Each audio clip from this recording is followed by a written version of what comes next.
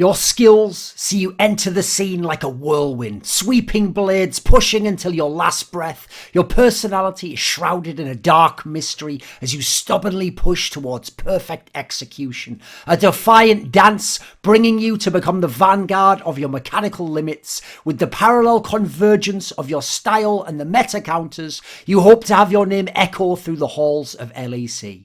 Fancy some delicious blue juice that doesn't run out when you get to LEC and stop working?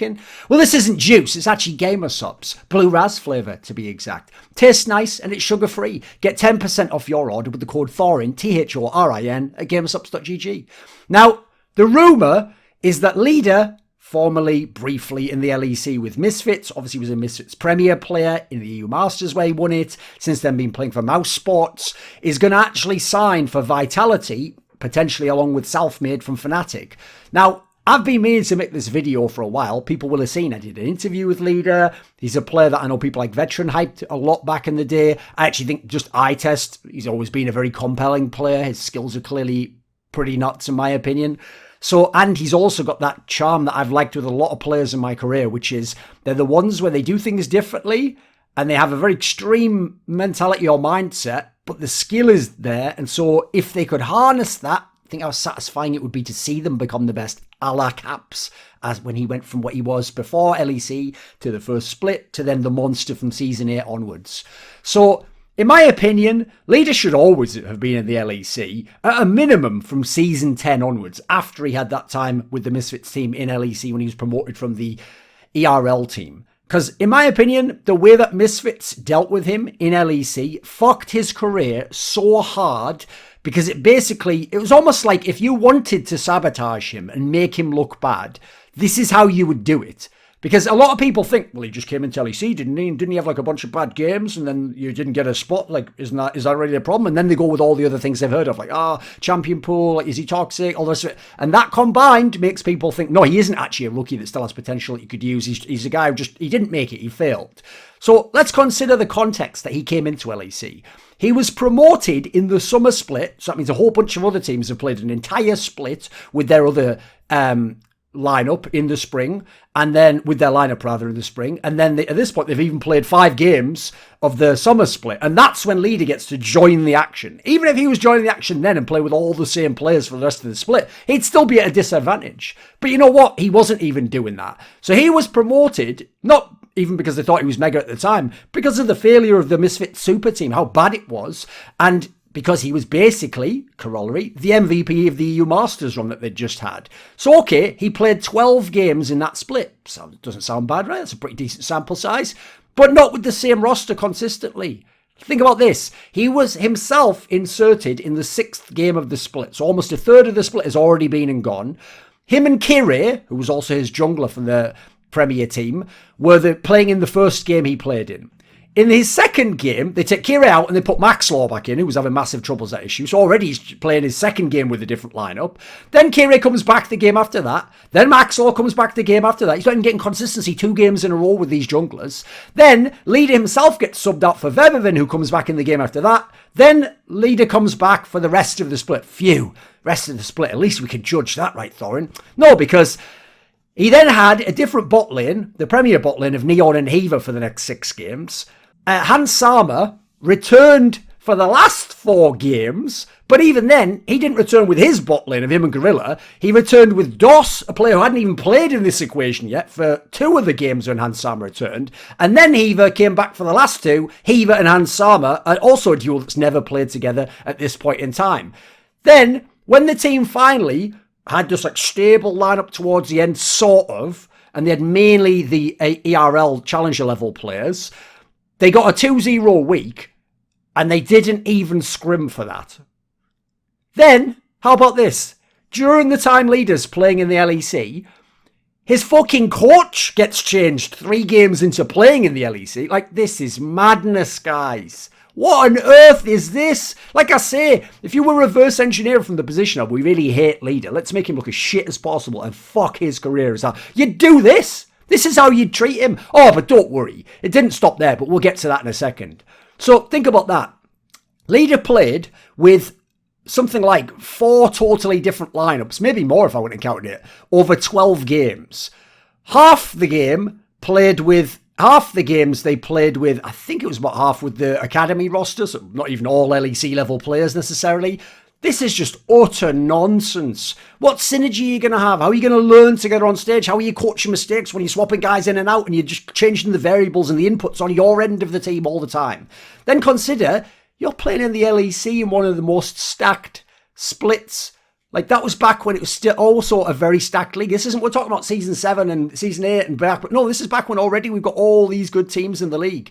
So you're playing against real teams that maybe have even had a whole split. They've had the first almost third of a split. And then at the end, by the way, you're basically just thrown to the wolves with your academy roster to sink or swim with players that might have been good at the RL level. But put it this way, how many of them made it to LEC later? How many were even actually prospects later on? Only a couple. Then you got to look, right? His first 2 games, because people knew, oh, he's this monster on these mechanical champions, Yasuo, Irelia. He comes in, and unfortunately, those 2 games, they're going to stick in people's memory when they're your debut. He had a 1-7 game on Yasuo in his debut, and a 1-6 game on Irelia in his second game. Sounds terrible, right? Oh, fuck, he didn't make it. He's not good. He can only do it at the ERL level. He's not good enough for LEC. Here's the context, by the way. The first game was against Schalke. Schalke went on to finish 3rd that split, by the way, in the playoffs. The second was against G2, who were basically like the super team of the West, and ended up winning that split. Even though there certainly were some games he was bad in, there certainly were some games he hinted in, certainly were some games that the team wasn't very good in or well coached in. He still had, I'd say, at least one monster game where he really did show his potential, which was the 5th game he played in the LEC. He played against Fnatic, who eventually finished 2nd and were looking very, very strong that split. He went 12-3-7 on Akali into Nemesis's Aatrox. Then he also, I thought, had a pretty nice game right at the end of the split where it was the one against Splice, where he was playing Yasuo. He set up a lot of the kills. He basically played just very well around the fights. By the way, Splice ended up being a top 8 team at Worlds that year, not that many months later. Now, then you come to the off-season. Listen, if you think it's bad enough, Misfits were like, and now we're going to put the nails in his coffin. Because in the off-season, Misfits had kept talking about, his potential. Now they're going to, build around some of these players. And then basically, they kept sort of alluding to him, like he said in his interview, like they were going to sign him, or he was going to be in the team still, until way into the off-season. And then sort of last minute, they were like, actually, we aren't going to sign you. And so he just had to go out there, and all the other teams in theory assigned their players. And he was obviously someone who wasn't like the number 1 pick for everyone anyway. So his offers were pretty much fucked. Then he got no offers for Season 11, because in Season 10, people just came with this angle of like the Reddit narrative, like, yeah, but is he playing Azir and Orianna? And that's all people wanted to judge. It didn't matter how good he was when he played in EU Masters, in the RLs. So he was in mousesports. And at that point in time, he was just, again, a very good player in the RLs, and now we see if he gets his chance. Now, I know a lot of other people, they love to go for accomplishments, right? That's all they mention for the fucking top pros. So let's look at the guy's accomplishments. Okay, so he has 1 EU Masters. He did that in Season 9 Spring. By the way, in case you're wondering, we'll contrast him against some of the other names from his sort of peer group. He's come top 4 at EU Masters, including that win 3 times. He also came top 4 in Season 10 Summer and Season 11 Spring, the most recent one. Overall, he's made the quarterfinals or better 4 times, obviously including those 3, and then Season 10 Spring. Like, actually, his track record in EU Masters, he might be the best player in terms of accomplishments to ever play the EU Masters. Like, he has an incredible resume. In fact, you look at his career, as much as people love to nitpick, like, the bad games he has or a loss or he did play champion well, man alive, this guy basically is, like, guaranteed fucking numbers when he plays in the ERLs in a way that, by the way, lots of other players weren't. Like, in case you're wondering, Humanoid played in an EU Masters. Oh, no, sorry, he didn't. He didn't qualify, even though he was on a team with Denick, and by the way, had already been land proven at the time. Larson was on, again, one of the strongest teams, basically on Rogue. Most of the players in LEC now, but back in the ERL, they only made top 8. That was their best run. Nemesis, obviously way back, was on one of the most dominant challenger teams ever from Europe. He won it. He finished top 4 another time. He's actually basically the best contrast, probably, in terms of like key role in the game, big name, wins or always places highly. He's basically your best contrast. Then you consider, listen, he didn't play in my opinion, the best ERL, but he's won it in Season 10 Summer. He's been in the finals 3 times in a row. Again, like I say, if you're at the challenger level, this guy is someone where if you buy him, you're basically guaranteed results. And this is obviously with all different teammates. So I know it's not an individual sport in that sense, it's a team game, but fucking hell, he makes it look like an individual sport, doesn't he? Then we consider what's the main knock against him. Usually it's champion pool, right? People go to the toxicity angle separately because that's kind of like a separate angle, right? The champion pool thing, listen, it's a major concern in as much as this. because he isn't really a mage mid player, well, the issue is, yeah, if you look historically at League of Legends and how the meta's changed, mage mids are a staple of that role, and particularly for people who buy into the global meta thinking way of playing the game, which I often think is flawed because it tends to come from the best Asian teams who tend to have the best players in most of the roles and therefore can flex around and do what they want and play through different lanes, different setups, different comps that you can't execute and can't run in the West, quite frankly, or will be much inferior if you do. And in your case, you might be running something top lane where your best players the support and the fucking AD carry. So to me, though, the bigger issue is not even just, it doesn't play mages, because he can play Azir and has always claimed he can. It's that if you subscribe to that line of thinking that you've got to have the mages and be in the global meta, it's the lack of Orianna. Because let's face it, Orianna's pretty much always, to some degree, going to be present in mid lane. It'll always be like a good champion. It'll always fit a lot of comps. It'll always be decent in lane, I assume. So as a result, that's certainly something to think about. Let's get that out of the way at the beginning. But I will say, it's really rich to hear people going, but he doesn't play the mages. When the ones who are just like building a whole career about playing mages, which are always relevant, like Larson, Power of Evil, Froggen up until a few years ago, they always are in the mix and good, or some of the best players. And this is the knock against them. People just go, yeah, but they don't play the assassins. They don't roam all the time to get kills and 1v1 solo kills in lane. So that sort of a person who brings this up, I'm not sure they're doing it in good faith, quite frankly. Then to me, when people say he has champion pool issues, it's stylistically and the type of champion he wants to play. It's not the number of champions he plays. I think that's very misunderstood in my opinion. People act like, it's just like a one trick on Yasuo and Aurelia. By the way, first of all, you can't be a one trick if you're fucking amazing at two of them, but okay. That's not actual nonsense, by the way. That's people who are just remembering those first two games and them going badly. He plays tons of champions. Here's the top 7 champions he's played in competitive over his career. Akali, Aurelia, Sylas, Zed, Echo, Yasuo, and Ryze. Then, in more recent years, he added in the Yorn, Lucian. This guy plays lots of assassins, you'll notice, that other people don't play mid lane. And this is an area that's massively misunderstood, he's very flexible in that regard within his champion pool. When you hear all the LPL analysts, because in their region they have incredible players that can play all the counters, the picks, and they'll punish you hard in the draft sometimes. The LPL analysts are always complaining about how, like, LCS, oftentimes LEC, they just don't play certain counter picks for mid. Like, you might see someone have the Yorn and then does someone pick the Renekton into it, right? Oh, maybe he doesn't. Maybe he just goes with the safe pick instead and doesn't try to punish. He has the champions they're referring to often. He has the counters. In fact, a point about League of Legends is very misunderstood in light of what I said about the earlier sort of given wisdom of the mages will always be there, is there will also always be meta counters. Counters to the traditional meta that sometimes work more effectively against the meta in isolation. So you think of some of the players that have made use of these over the years. Ignar with his support picks, Bwipo with his weird one-time picks in the top lane. I'd say Xiaohu now when he plays in the top lane is basically using like mid lane picks to counter some of the top lane picks because the other guys don't play certain mages, etc. top lane. Imagine this guy, by the way, leader, on a team where the other solo laner wanted to swap lanes sometimes based on the draft. I know that's putting it out there, but what insane flex power you'd have in the draft. And the other team can never 100% know which lane you're necessarily going to be assigned to, right? Now, he did play Azir, but the point is this. First of all, yeah, he's not the best Azir, obviously. He was competent. Why would you put him on it, though? That's the question. Again, unless the comp is going to facilitate others so much that it's necessary to take fucking mid lane, the most influential carry position in the game's history in practically every meta that ever existed, bar the odd one that lasted a month or two. Why would you put him on Azir when he's so good on the other He doesn't just play the other champions, he's so good on some of them. That's why, in my opinion, last year was sort of a write-off for him. He faced this dilemma when he was in the ERL, which went like this. If he'd have played tons of Orianna and Azir, it might have shown he can play them, because they don't suit his strengths the best.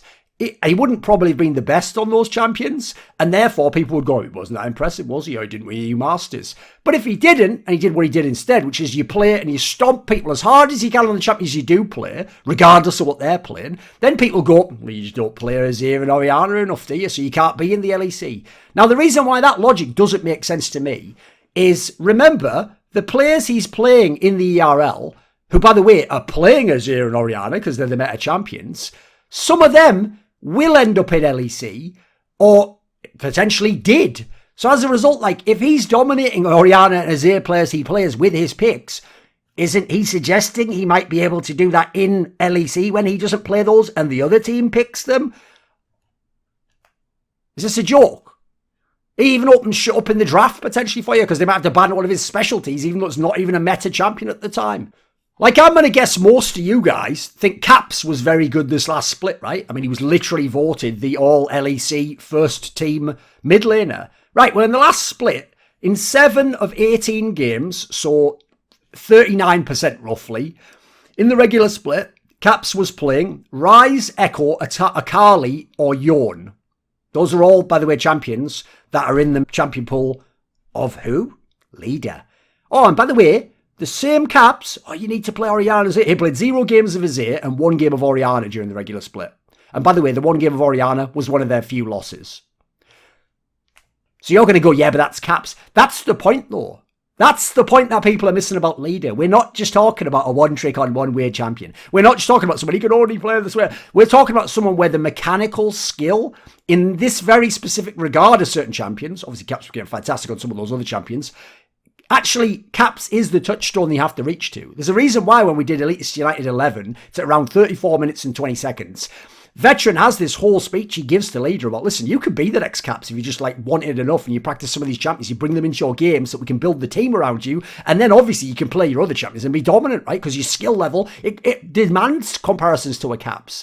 And then, though, LIDER comes back, and I will say this was misunderstood. People thought he only argued, like, well, I don't have to do that, I'll just only play my champions. His point was, though, again, what I said about meta counters always existing and being essentially implied by what the meta will become. So he said, well, we're about to go into an Orianna and Syndra meta, in which case Azir and Echo will become meta, which are champions I play. He also then referenced weird other off-picks he can play, like he can play a Katarina, he can play a Fizz into weird shit, even though no one else will play them in competitive. So he's someone where he has a creative mindset.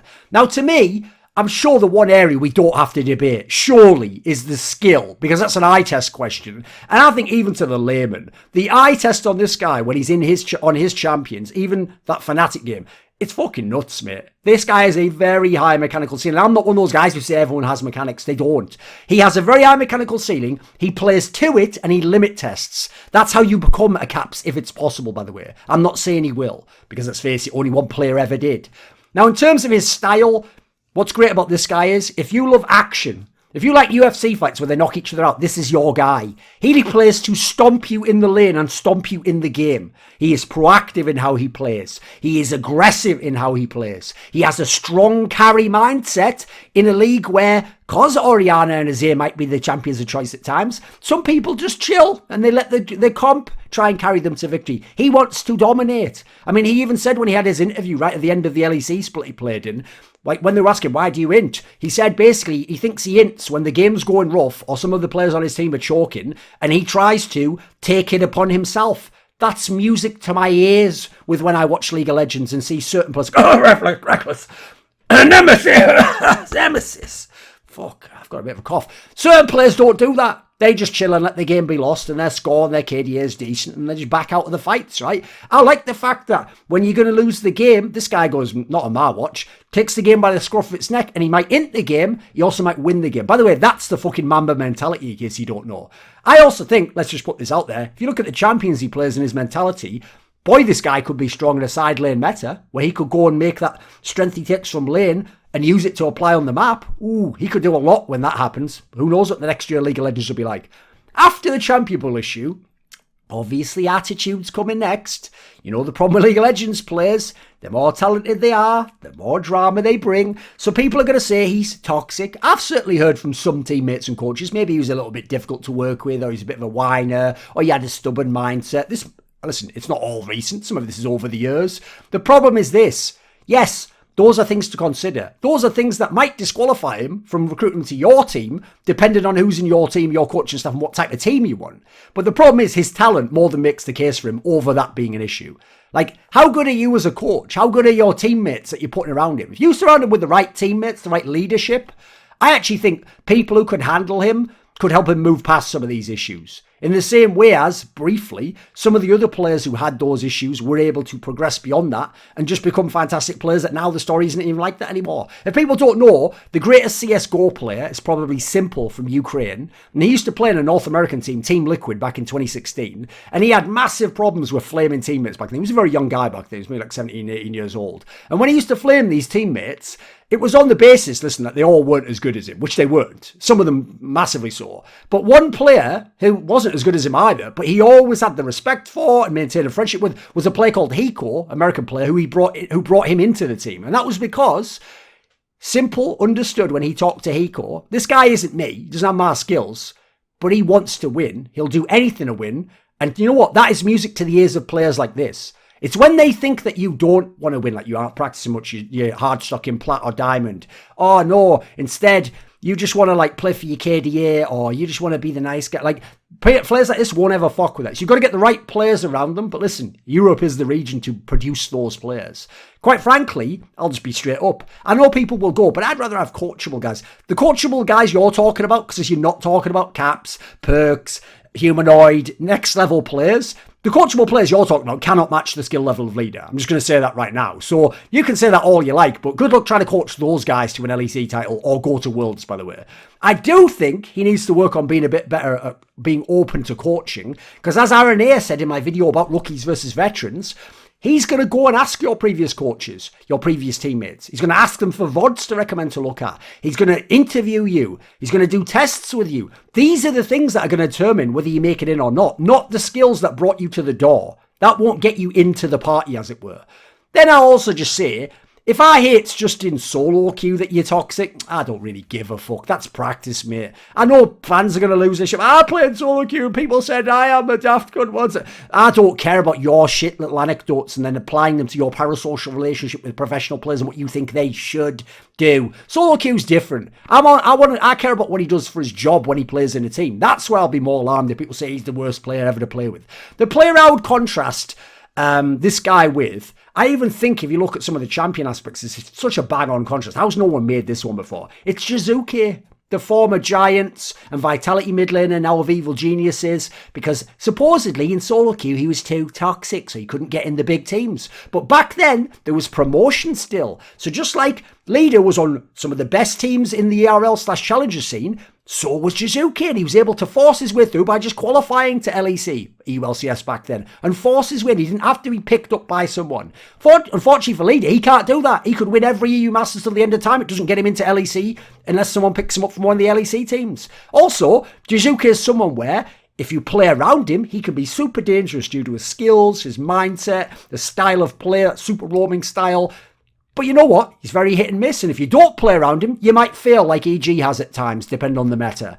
Then people might point to his champs and go, yeah, but doesn't Jdubs play Azir? Listen, Jdubs' Azir wasn't very compelling either. Just go and watch some of those pro games. So when I watch LIDER's Azir, it's not at the same level in terms of competing at LEC with it, but it's similarly not that compelling to me. It's just all right. And to me, kind of like with LIDER, it ignores the point of Jdubs' game if you just focus on the thing he doesn't do. It's like what's saying, right? If you focus on the fact that a fish is bad at climbing trees, you're never going to see the strengths of a fish, mate. It's not for that. That's not what a fish does.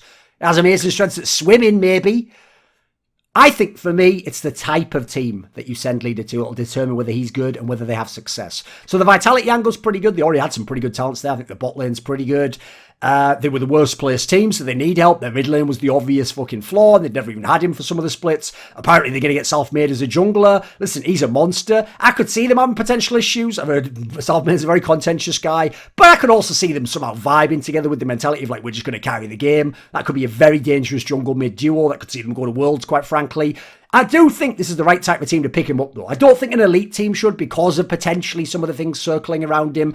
But you want someone that can work with him, get all of his upsides. That should be a Vitality. That should be a Misfits. That should be maybe SK Game. I know Misfits obviously isn't a team he necessarily wants to go to and might want him, but those are the teams that he should be going to. So I think this makes perfect sense. This guy belongs in the LEC for at least a few splits so we can see what he's really capable of. Hey guys, this is Perks, and you're watching Thorin's YouTube channel. I would like you guys to appreciate his YouTube channel, even though he talks sometimes so much bullshit. that not even I can handle it. But most of the time it's pretty funny and entertaining. This video was kindly supported by Eddie, Kris with a K, Lager15, Pronogo, Shenlong, Zachary Carter, Adam Ochs, Alexander Rao, Andreas Kroknes, Animosity, Dean Tanglis, ErikHillestad, Hades, Jdubs, Jensen Goh, Joseph Ginsburg, Kovacevicd, Tobias Bernasconi, Zoomba, Zyrathenia, and as always, special thanks going out to my boy Jerky's Minion. Want to suggest topics or guests for my shows? Want to ask me questions in my monthly AMA? Do you want teasers? Who are the upcoming guests? Maybe you want to be part of one of those discussions I do where we nerd out. Well, if so, put your money where your mouth is and join the Scrolluminati today by using the Patreon link in the description box below.